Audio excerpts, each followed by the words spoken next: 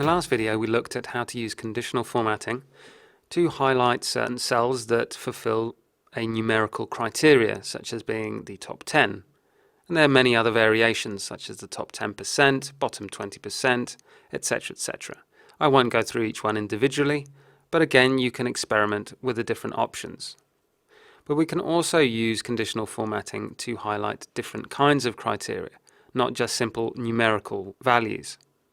In the example on my screen, I have a list of records. They appear to be all individual and separate records, but I suspect I may have introduced some duplicates into my data. This is actually a very small sample of data, so I could just go through it one by one and check for any duplicates. But if my list was several thousand rows, the task would become much harder.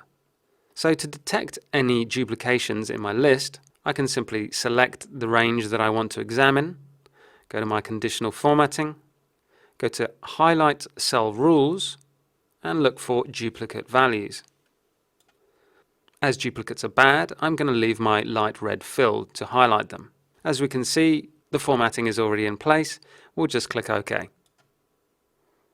And from here we can see that we have in fact two duplicates that have been highlighted in red.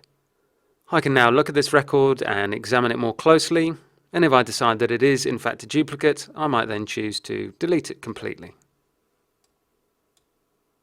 Remember, I'm deleting the entire row, not just a single part of my data table, as this can distort the structure of the data table.